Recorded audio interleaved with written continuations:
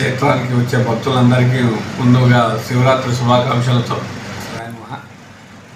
రేపటి నుంచి అనగా 6/3/2024 నుంచి 11వ తారీఖు వరకు మహానంది క్షేత్రంలో శివరాత్రి బ్రహ్మోత్సవాలు అంగరంగ వైభవంగా చేయుటకు మొత్తం అన్ని కార్యక్రమాలు ఏర్పాటు చేయడం జరిగింది.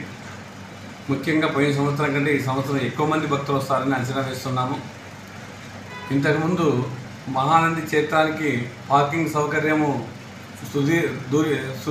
సుదీర్ఘంగా అంటే సుమారు 2 కిలోమీటర్ల పైబడి దూరంలో ఉండేది.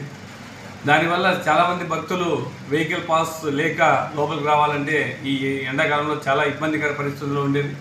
అలాంటి స్థితి నుంచి మహానంది క్షేత్రానికి అతి దగ్గరగా అనగా కనీసం 400 అడుగుల దూరంలోనే సుమారుగా 15 ఎకరాల స్థలంలో పార్కింగ్ సౌకర్యం నెలకొల్పినాము. కావున భక్తాదులకు మనవి చేసేది ఏమంటే ఎటువంటి వెహికల్ పాస్ లేకోకుండా మహానంది క్షేత్రానికి దగ్గరగా వచ్చేసి స్వామివారిని అమ్మవారిని దర్శనం చేసుకునే ఏర్పాట్లు చేయడం జరిగింది. కావున ఇది గమనించవలసినదిగా భక్తాదులకు మనవి చేస్తున్నాను. అదేవిధంగా మహానంది క్షేత్రంలో సుమారుగా 7 క్యూ లైన్లు ఏర్పాటు చేయడం జరిగింది. లఘు దర్శనము, శీఘ్ర దర్శనము, అతి శీఘ్ర దర్శనము, ఉచిత దర్శనము ఏర్పాటు చేస్తున్నాము. కావున భక్తాదులు ఈ 4 క్యూ లైన్లలోనూ వెంటనే ఇమీడియట్గా ఒక 15-20 నిమిషాల లోపలే దర్శనం చేసుకునే ఏర్పాట్లు చేయడం జరిగింది. అదేవిధంగా లడ్డు ప్రసాదానికి 3 కౌంటర్లు ఏర్పాటు చేశాము. మహిళలకు ప్రత్యేకంగా ఒక కౌంటర్లు ఏర్పాటు చేశాము. సుమారుగా 1,20,000 లడ్లు మనము తయారు చేయడానికి ముందుగానే ప్లాన్ చేసుకుంటున్నాము. వచ్చిన ప్రతి భక్తునికి లడ్డు ప్రసాదం లేదు అనుకోకుండా అలా ఇవ్వడానికి నిర్ణయం తీసుకున్నాము.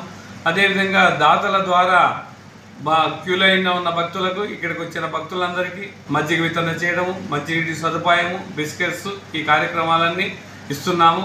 చంటి పిల్లల తల్లులకు కానీ వృద్ధులకు కానీ ప్రత్యేక క్యూ లైన్లు ఏర్పాటు చేసి వారికి త్వరితగతిన ఏర్పాట్లు చేయడం జరుగుతుంది. అదేవిధంగా కోనేరులో స్నానం చేయాలంటే మహిళలకు డ్రెస్ మార్చుకోవడానికి ఇంతకుముందు ఇబ్బందికర పరిస్థితుల్లో ఉన్నది. అది గమనించేసి వాళ్ళకి ప్రత్యేకంగా సదుపాయం కల్పించినాము. కావున మహిళా భక్తులకు మనవి చేసేది ఏమంటే కోనేరులో స్నానం చేసేసి ఎక్కడైతే ప్రత్యేక సదుపాయం కదా డ్రెస్ మార్చుకోవడానికి ఏర్పాటు చేసినామో అక్కడ డ్రెస్ మార్చుకోవాల్సిందిగా తెలియజేస్తున్నాను. లోపల కోనేరు ఈ 5 రోజులు రుద్రగుండం క్లోజ్ చేయబడుతుంది. కావున బయట కోనేరులో ఉన్న ఈ 2 కోనేరులోనే భక్తాదులకు పుణ్యస్నానం చేసుకునే అవకాశం ఉంటుంది. అదేవిధంగా ఇక్కడ సుమారుగా ఒక 20 కుల సంఘాలతో సమావేశం ఏర్పాటు చేసినాము. వాళ్ళు మహానంది క్షేత్రానికి వచ్చే ప్రతి భక్తులకు 3 రోజులు అన్నప్రసాదం చేస్తామని తెలియజేయడం జరిగింది. అదేవిధంగా మా క్షేత్రం నుంచి సుమారుగా 1000 మందికి అన్నప్రసాదం ఇవ్వడానికి కూడా నిర్ణయం తీసుకున్నాము. వచ్చిన ప్రతి భక్తులకు వేడివేడిగా ఎటువంటి ఫుడ్ పాయిజన్ లేకుండా భక్తులకి ప్లాస్టిక్ రహితంగా ఉండేటట్లు వాళ్ళకి శానిటైజర్ పరంగా సూచనలు ఇవ్వడం జరిగింది. కావున ఈ భక్తాదులు మనవి చేసేది ఏమంటే ఎలాంటి శానిటైజేషన్ ఇబ్బందికర పరిస్థితుల్లో ఉండేటట్లు లేకుండా చేయడం జరుగుతుంది. అదేవిధంగా మున్సిపాలిటీ వారి సహకారంతో 2 మొబైల్ టాయిలెట్స్ కూడా ఏర్పాటు చేసినాము. మా క్షేత్రం నుంచి సుమారుగా ఒక 40 టాయిలెట్స్ కూడా ఉన్నాయి. కావున భక్తులకి ఎటువంటి అపరిశుభ్రంగా ఉండేటట్లు అన్ని ఏర్పాట్లు చేయడం జరిగింది. సుమారుగా 120 మందితో డిఎల్పి వారి సహకారంతో, మున్సిపల్ వారి సహకారంతో మా క్షేత్రం నుంచి ఈ శానిటైజర్ సిబ్బందిని 120 మందిని తీసుకోవడం జరుగుతుంది. వారి మీద పర్యవేక్షణలో ఎటువంటి అపరిశుభ్రత లేకుండా ఏర్పాట్లు చేస్తున్నాము. అదేవిధంగా డిఎంహెచ్ఓ వారి సహకారంతో సుమారుగా 5 మెడికల్ క్యాంపులు అనగా గాజుపల్లి డాక్టర్తోనూ, తిమ్మాపురం డాక్టర్ వారి సహకారంతోనూ, జేఎస్డబ్ల్యూ వారి సహకారంతోనూ, అదే ఆర్ఎంపీ వారి డాక్టర్ల సహకారంతోనూ మెడికల్ క్యాంపులు ఏర్పాటు చేస్తున్నాము. కావున భక్తులు ఏ చిన్న ఇబ్బంది వచ్చినా 2 డాక్టర్ల పర్యవేక్షణ ఇక్కడ ఉంటుంది. డాక్టర్ల దగ్గరికి వెళ్ళేసి వారి యొక్క సూచనలు తీసుకోవాల్సిందిగా తెలియజేస్తున్నాను. పోలీస్ పర్యవేక్షణలో సుమారుగా 200 మంది ఇక్కడ పనిచేస్తామని చెప్పేసి డిఎస్పీ గారు తెలియజేయడం జరిగింది. కావున వారు 3 అంచెల వ్యవస్థలో సిబ్బందికి అదేవిధంగా భక్తులకు రక్షణ కల్పిస్తామని తెలియజేయడం జరిగింది. మనము 8వ తారీఖు అర్ధరాత్రి 12:30 తర్వాత లింగోద్భవ దర్శనానికి ఏర్పాటు చేయడం జరుగుతుంది.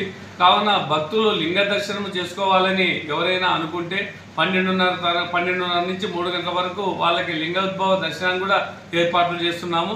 ఇది భక్తులకు మనవి చేస్తున్నాము. అదేవిధంగా ఈ 3 రోజులు పోయిన సంవత్సరం కంటే ఈ సంవత్సరం ఎక్కువ మంది భక్తులు వస్తారని చెప్పేసి అంచనా వేస్తున్నాము. వారికి అన్ని వసతులు కల్పిస్తున్నాము. అదే రథోత్సవ కార్యక్రమంలో సుమారుగా 40,000 నుంచి 50,000 మంది వస్తారని చెప్పేసి అంచనా వేస్తున్నాము. వారికి మంచినీటి సదుపాయం కానీ పోలీసు వారి పర్యవేక్షణలోను, అదేవిధంగా సీసీ కెమెరాల నిఘా పర్యవేక్షణలోనూ జరుగుతుంది. కావున భక్తులు మహానంది క్షేత్రానికి వచ్చేసి కామేశ్వరి మహానందీశ్వర స్వామిని దర్శనం చేసుకుని కృపకు ప్రాప్తులవుతారని తెలియజేస్తున్నాను. ఈ సంవత్సరం గురురాఘవేంద్ర వారి సౌజన్యంతో గాజులపల్లి నుంచి మహానంది క్షేత్రానికి సుమారుగా 4 బస్సుల్ని ఉచితంగా ఏర్పాటు చేయడం జరిగింది. కావున భక్తులకు ఇక్కడి నుంచి వచ్చేటప్పుడు ఇబ్బందికర పరిస్థితుల్లో ఉండేది, వాళ్ళకి ట్రాన్స్పోర్టేషన్ సౌకర్యం లేకుండా. కావున ఈ సంవత్సరం నూతనంగా 4 బస్సులు కూడా ఏర్పాటు చేస్తున్నాం.